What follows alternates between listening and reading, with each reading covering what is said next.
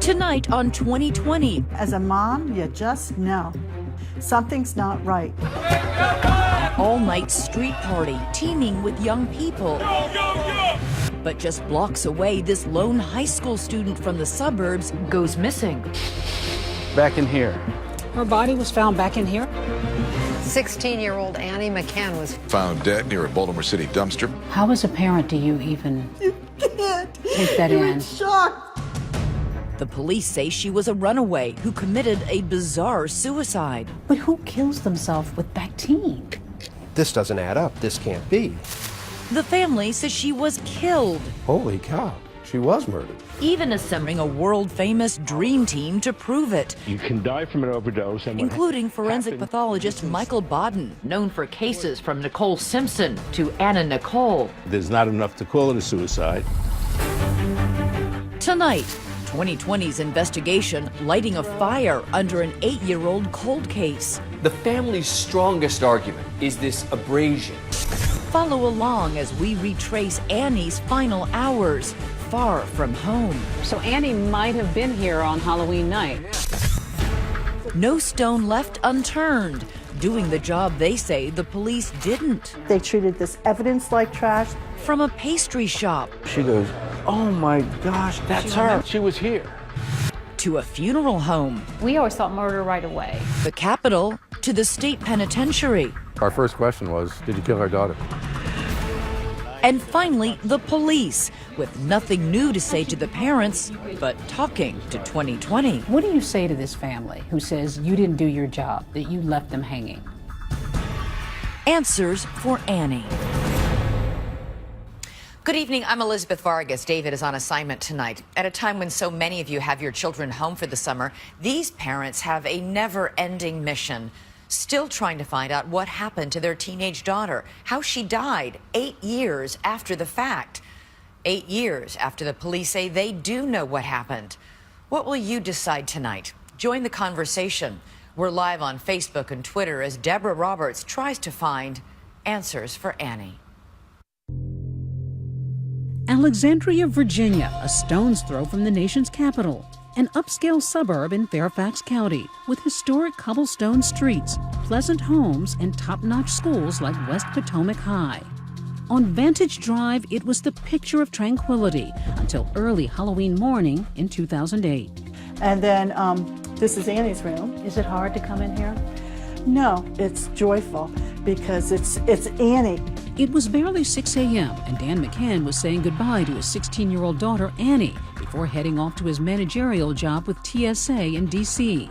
His wife, Mary Jane, a former White House IT worker and now stay-at-home mom, was on her way to upstate New York to visit the couple's son, Sam, in college. Annie, a high school junior, was a passionate artist and good student who played basketball and made her mom laugh.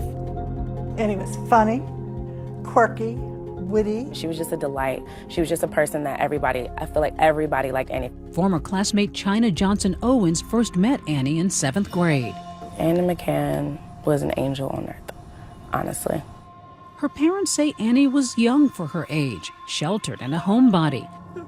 There was no Snapchat or Instagram yet, and the McCanns heavily monitored their daughter's time online. She could barely work a flip phone, and she just got her Facebook account. So I said, yes, you can have a Facebook account, but I get to look at it when I want. I want the passwords, everything. What's here that she did? It wasn't an issue since Annie preferred drawing and painting anyway. That is really pretty, though. Yeah. Look at the colors. Her work decorating the family home. She was talented. Very, very much so. Always put everything in a frame for her so she knew that it was important. Her big obsession was capturing her cherished dog, Breezy Max. She absolutely loved her dog, Breezy. That's and a he's painting. At the top of... I actually thought that was a photo for a No. second. Annie's artistic touch even extended to Halloween with goodie bags she insisted on making. She was too old to trick-or-treat, so she transferred her enthusiasm into giving the gifts out.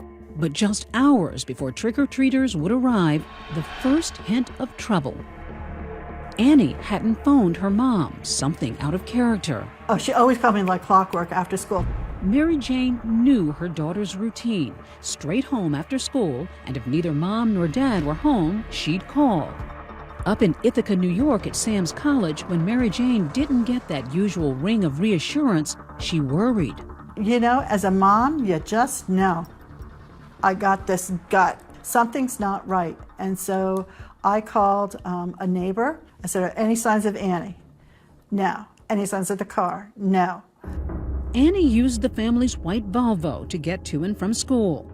Thoughts going through my mind, oh my God, what if she's, and you're thinking, what if she's, oh my God, what if she's in a car accident? Please God, let her be okay. A panicked Mary Jane calls Dan, who rushes home and finds the house phone ringing.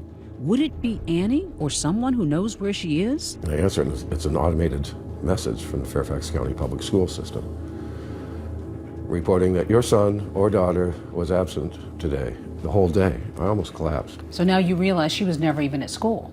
Right. So I call the police, get over here now. There's little to go on, and the Fairfax County officer who arrives isn't overly concerned. Maybe this is a typical teen acting out. People were saying, don't worry, she just ran away, she'll be back. You know, kids do this all the time. It's not uncommon, don't worry about it.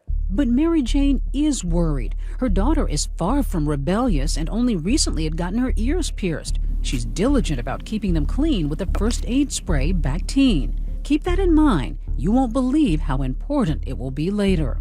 With no sign of Annie, her mom is frantic and begins making the achingly long 6-hour drive back home to Virginia. What state are you in as you're driving? I know I drove right through somebody's farm and finally got on some highway. I mean, we were like just stunned in the car and, you know, driving fast and not stopping and like, why can't I get this car home faster?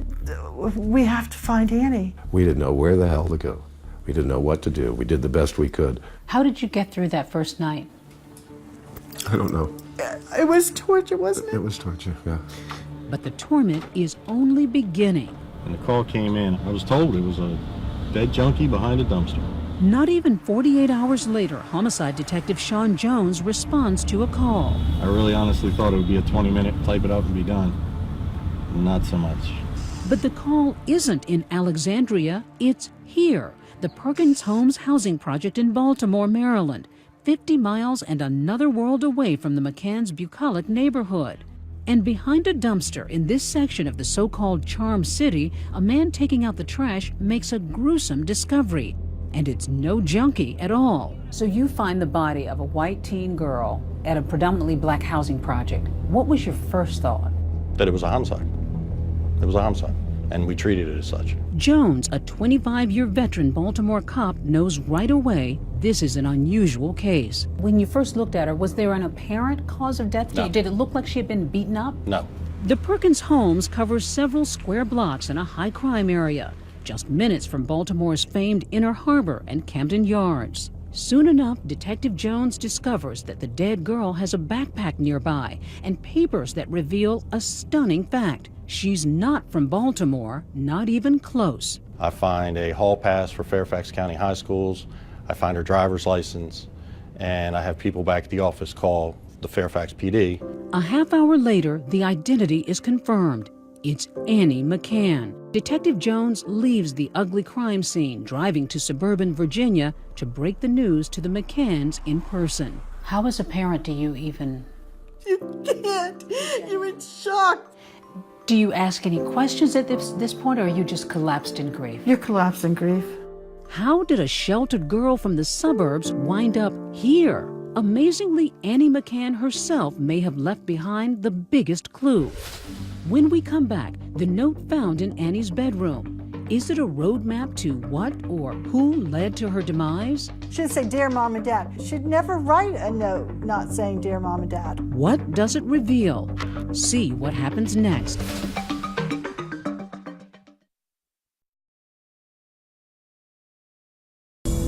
Nightfall in Baltimore, trapped between a dark harbor and sinister sky. A city with a long history of murder and mystery, ever since Edgar Allan Poe wrote and died here. Now it's the case of Annie McCann that captivates. How does a white 16-year-old girl from the Virginia suburbs wind up dead here in the projects? Her stunned parents haunted this Halloween night by a note left on their daughter's bed. This morning I was going to kill myself, but I realized I can start over instead. If you really love me, you'll let me go. What started as a suicide note was beginning to sound like a runaway note. Goodbye. I know I'm only 16, but I'm almost 17. I'll be careful. That's how that note ended. I'll be careful. Why would she run away? Was there something brewing that maybe... Well, apparently. But was there something possible that you could look back on and think, maybe she was upset about this? No. Dan called me and told me, and I'm like dropping the phone like, what? What, indeed. Equally as confounding is what they will learn later, that Annie had taken $1,000 in cash, money she'd stashed away, all her favorite clothes, even a box of Cheerios. But nothing in the note hints at where she's going. Did Baltimore make any sense to you? Was there any connection to Baltimore? No connection to Baltimore. No sense at all. Annie could not even find her way to Baltimore. There were all sorts of unusual angles to this. To Washington Post Metro writer Tom Jackman, the mysterious death of a 16-year-old girl is big news. Beyond the fact that a suburban girl was found dead in the inner city of Baltimore, there's no real explanation for how she died. You don't see this very often. No. It wasn't the usual bill of fare for Baltimore homicide detective Sean Jones either. 90 to 95% of the cases we're dealing with are African American males that are shot on a street corner. I'm obviously going to look at this twice and not just glance over it as your average everyday case. Then the case seems to crack like one of those famous Maryland crabs. First, police find Annie's Volvo abandoned at a gas station. Then, a tiny clue, a smudge. It's a fingerprint that matches someone already in their database. Could it be Annie's killer? We had to get the fingerprint processed, and then once we got the name back from the fingerprint, that's when we moved on that. Turns out the print belongs to a teen boy who says he and some friends came across the car in the projects. He says Annie, face down in the back, is already dead. So, as twisted as it sounds, they dump her body and go joyriding in her car. So these boys just dumped her body? Yes, ma'am. And took the car? Yes, ma'am. One young man connected to the group, Darnell Kinlaw. Remember that name because you'll hear it again. But police don't charge him or anyone with assaulting Annie, in part because of the condition of her body. They're certain Annie was not beaten, strangled, stabbed, or shot. When I initially met the McCanns, I made it very clear that I didn't know what we had, and that the autopsy, 99.9% of the time, is going to give us more clarity on what we're dealing with. Then the autopsy results are in, and they're a surprise to everyone. Annie had a small amount of alcohol in her blood, but a large amount of something else. Lidocaine. Lidocaine. Lidocaine? 100 lidocaine? It's a drug you may have heard of on those medical shows like Grey's Anatomy. Nasal speculum and lidocaine. To finally relieve your pain, now's the time for lidocaine. It's also a common numbing agent in all kinds of over-the-counter products, including Bactine. Relieves pain on contact. Bactine. The antiseptic Annie had for her newly pierced ears. Did you even know what Bactine was at that point? Yeah. I have kids myself. I knew exactly what it was. And I knew what the active ingredients were. But it's there in black and white. Annie died of lidocaine poisoning. Back at that gas station, crime scene investigators find what in any other case might be an innocuous piece of trash. But now Detective Jones considers it a smoking gun. We found near the car a Bactine bottle that had the lid removed. It's not a screw-top bottle. It's something that requires a little bit of force to get off. And Annie's DNA is discovered on the exposed part of the bottle. The medical examiner who did the autopsy won't guess how the lidocaine got into Annie's system, calling it undetermined. But the seasoned detectives have no doubt it's suicide.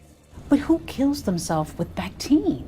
People kill themselves. I've been in homicide for 15 years, and they get very creative, and this is just one of those methods. To the authorities, this was a pretty open and shut case. She died of a lidocaine overdose. Problem is, it's so rare to find that someone died of that kind of overdose that it's going to lead to some questions. This doesn't add up. This can't be. This is what you came up with, that she drank a bottle of Bactine?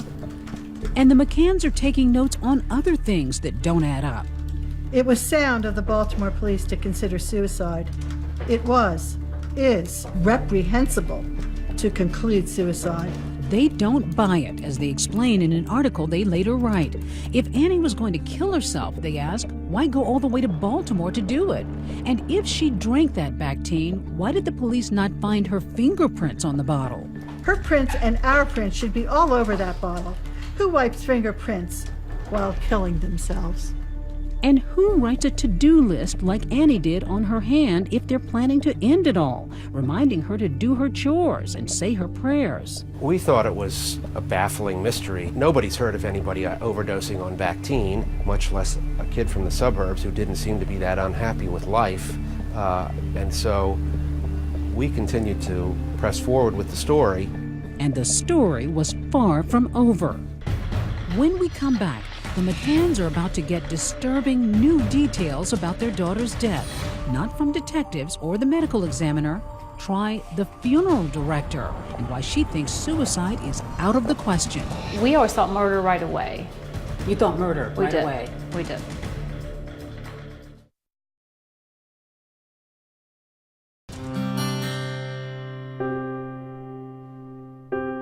It's a ritual no parent should ever endure. Dan and Mary Jane McCann bury their daughter Annie a week after her death in this cemetery not far from their Virginia home. Please, get Annie justice, please, please, please. But no one is resting peacefully. In a curious and cruel blunder, the McCanns say the medical examiner's office failed to restore 2 of Annie's organs after her autopsy. Your daughter's heart and brain were not returned to her body? No. No. How is that possible? I don't know. You tell me. The McCanns are outraged. They say it's unheard of and wonder if the medical examiner could somehow lose their daughter's heart and brain. What else was botched? That's where Diane Downey comes in. We tracked her down at this Alexandria funeral home where she spent 25 years preparing bodies for burial. She says she was unnerved after receiving Annie's. What did you think? There's absolutely no way this was a suicide with all the trauma on her body.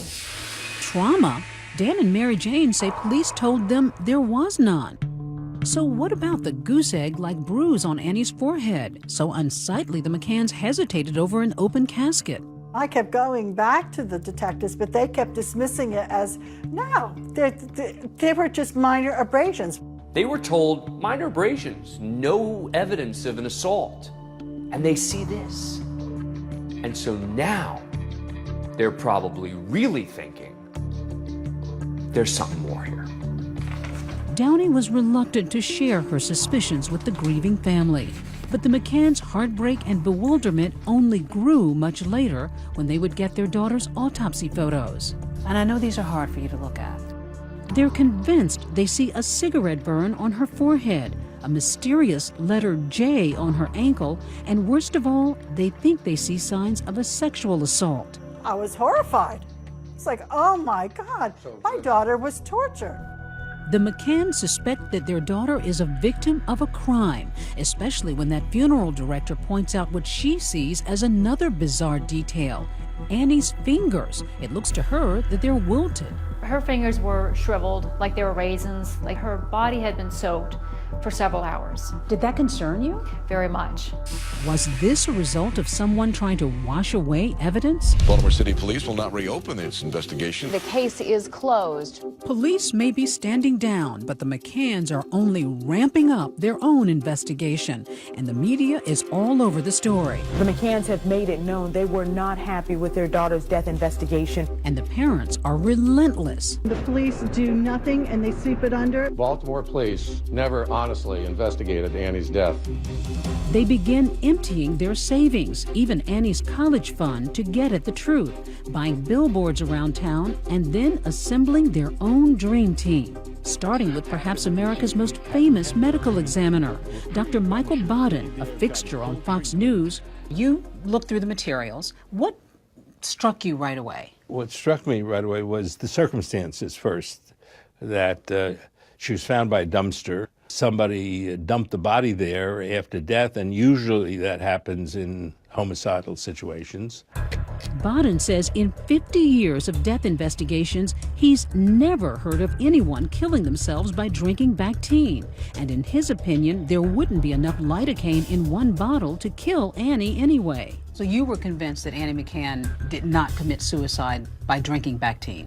That was my opinion, yes. That's when it went, for me personally, it went, holy cow, she was murdered. Still, no change in posture for the Baltimore police. If you come across being angry, no one's going to help you. You come across, if you're nice, no one's going to help you.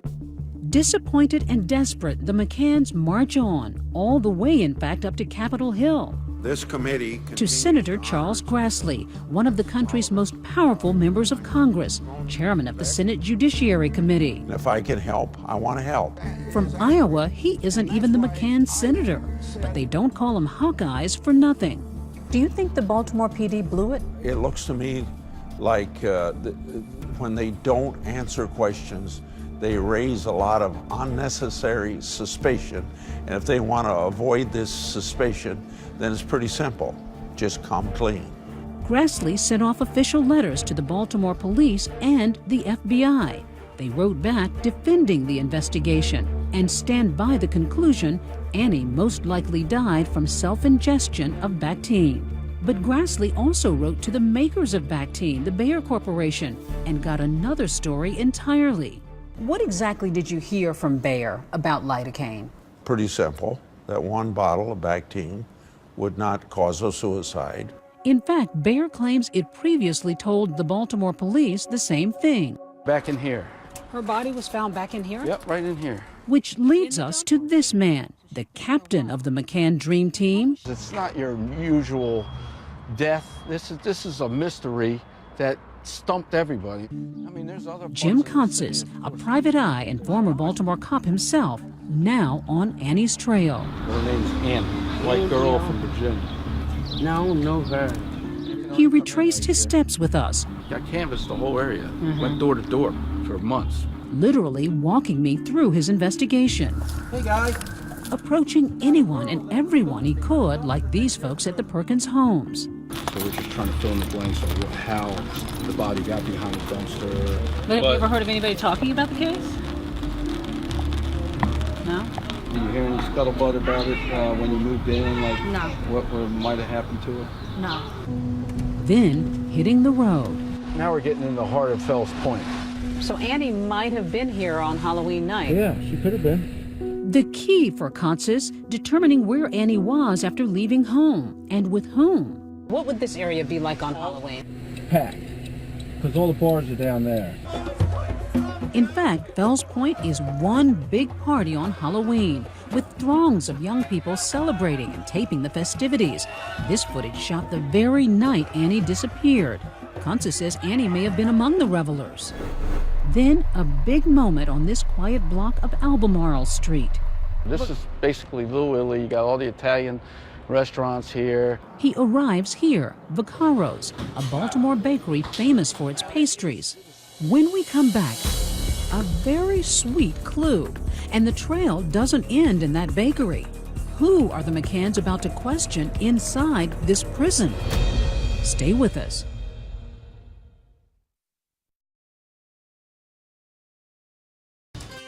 Vaccaro's pastry shop is a landmark in Baltimore's Little Italy.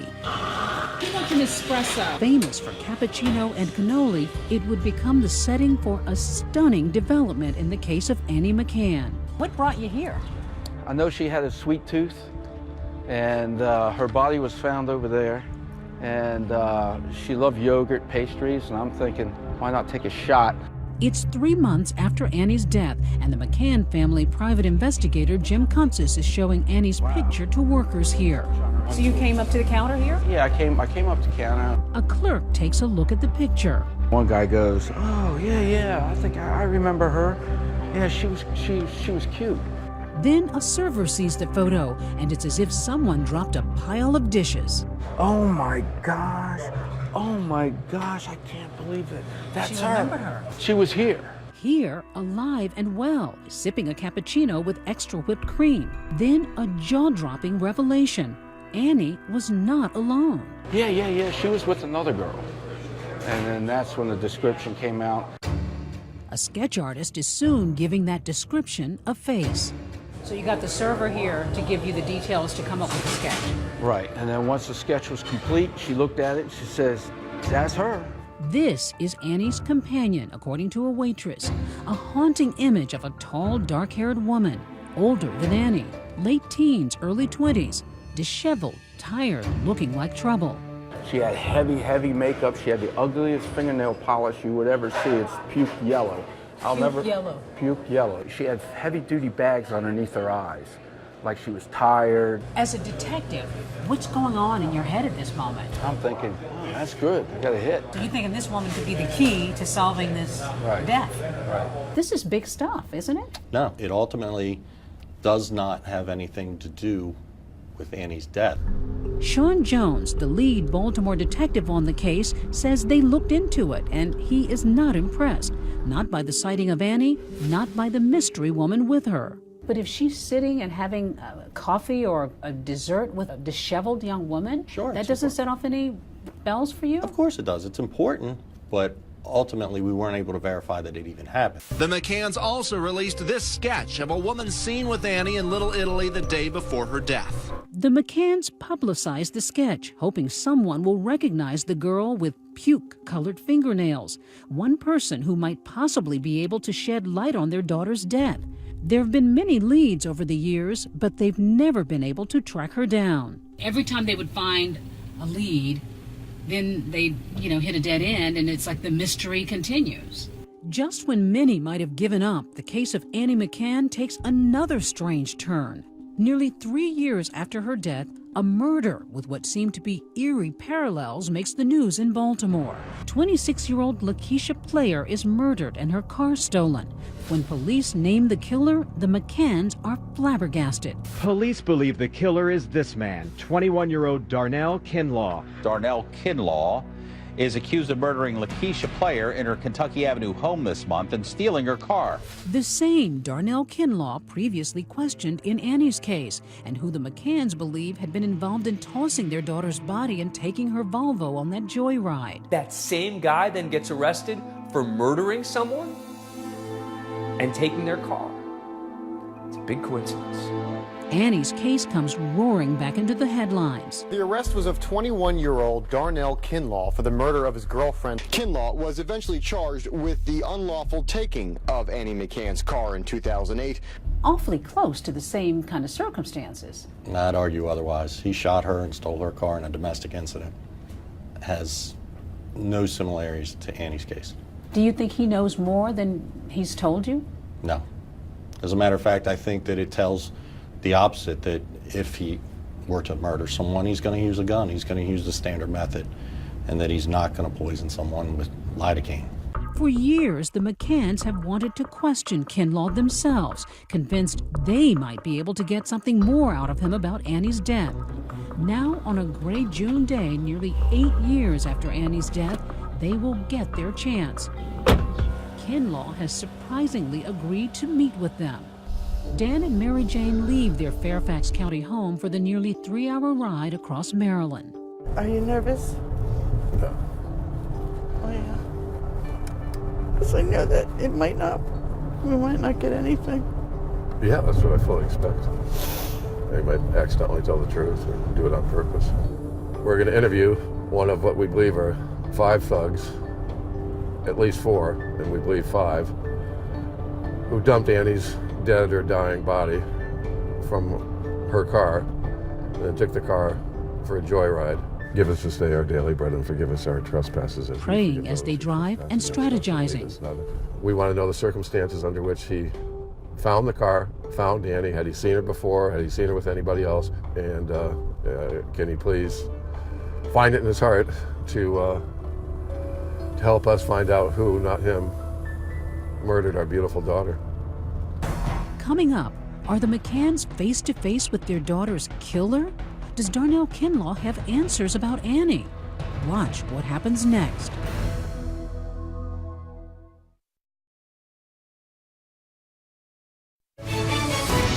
"2020 continues with Answers for Annie." Dan and Mary Jane McCann drive 150 miles across Maryland, doing the kind of detective work they say the Baltimore police are not. They're going to question Darnell Kinlaw, a young man they believe was involved in dumping their daughter's body and joyriding in her car in Baltimore nearly 8 years ago. Kinlaw's now doing 30 years for murdering his girlfriend, Lakeisha Player, and taking her car. That takes a lot of guts for these parents to walk into a maximum security prison and sit down and interview a man who they think may have killed their daughter. He was on the other side of thick glass. And we could hear each other very well. They make small talk with the killer and even pray together. And I said, Darnell, I take it from your letter, you're Christian. And he said, yes. I said, would you mind if we started with a prayer? And he said, no. And he joined us. Then Dan gets down to brass tacks. Our first question was, this is maybe the hardest question we're going to ask you, DJ, or maybe the easiest. Did you kill our daughter? No. You know, we had to ask, okay. They say Kinlaw seemed genuinely upset at times, but as he looked into their heartbroken faces, they say he offered nothing that would end their misery. Nothing. So we've worked a long time to get to see Darnell Kinlaw. Finally got to, and we got pretty much what we expected, which is nothing. We learned that he knows almost nothing about Annie's death. Weary after struggling nearly 8 years now to prove that their daughter didn't take her own life, the McCanns' anger toward the Baltimore police is as raw as ever.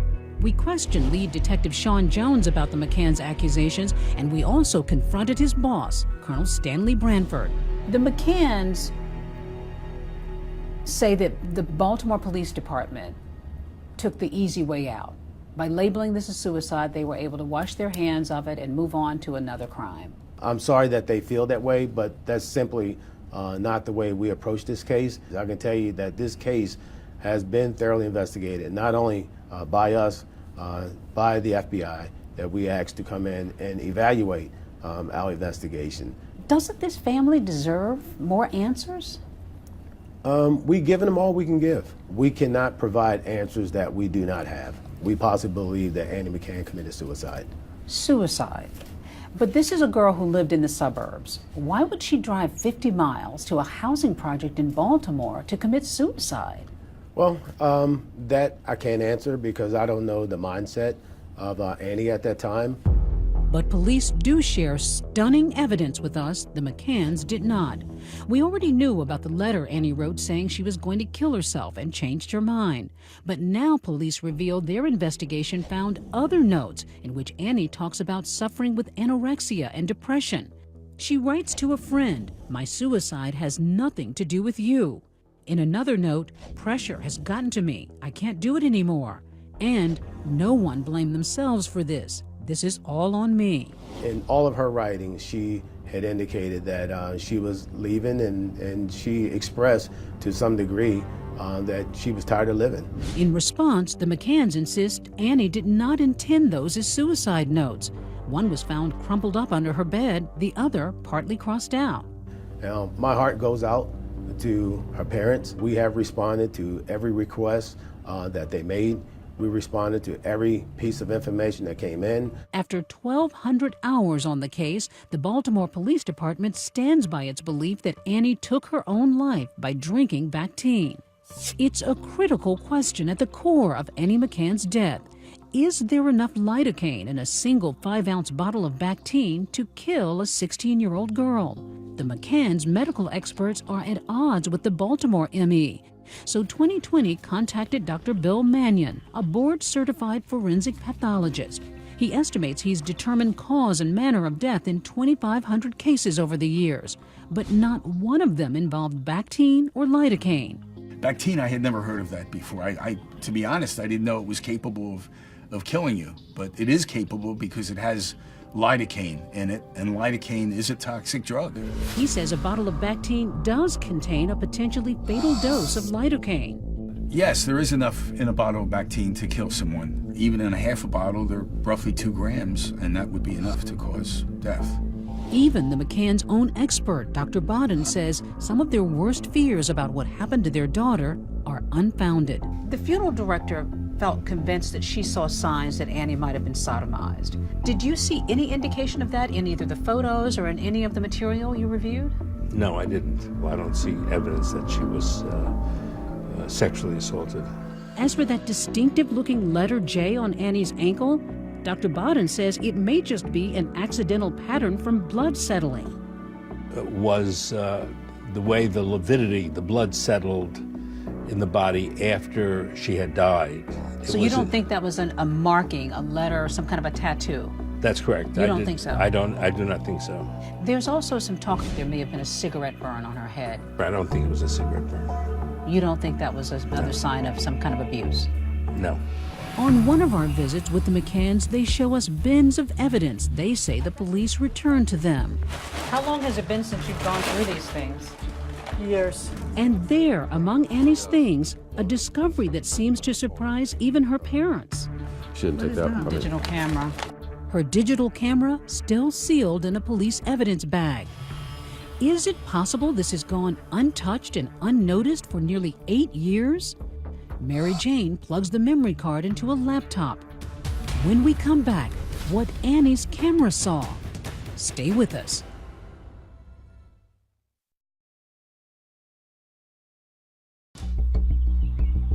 Nearly 8 years after Annie McCann's strange death in Baltimore, her parents do something they say they've never done before: search the memory card of her camera, stored among evidence in their garage. This is what they find: 14 photos, apparently taken by Annie. It says May 2008. But the pictures couldn't be more innocent. Breezy, just the dog. It's Annie's old pal, the family dog, Breezy Max. Later, Baltimore police tell us they checked that camera years ago. Yet another disappointing dead end. But the McCanns are determined to keep fighting. Her death needs to be changed to homicide. The McCanns feel that the Baltimore PD botched this case. Did you Yes. botch it? No, ma'am, not at all. What if you're wrong? What if there's a murderer out there and you missed it? I'm not. You're convinced that this is a suicide? Yes, ma'am. No doubt in your mind? None whatsoever. There's absolutely no evidence to indicate that this is a murder. Recently, Mary Jane took another road trip. An emotional journey to Baltimore. We're gonna go meet Wanda Player. She was just a really very special lady. That special lady Wanda is Lakeisha Player's aunt. The McCanns bonded with her when the two families were attending court appearances for Lakeisha's killer, Darnell Kinlaw. We both had two people we loved taken away from us by murder.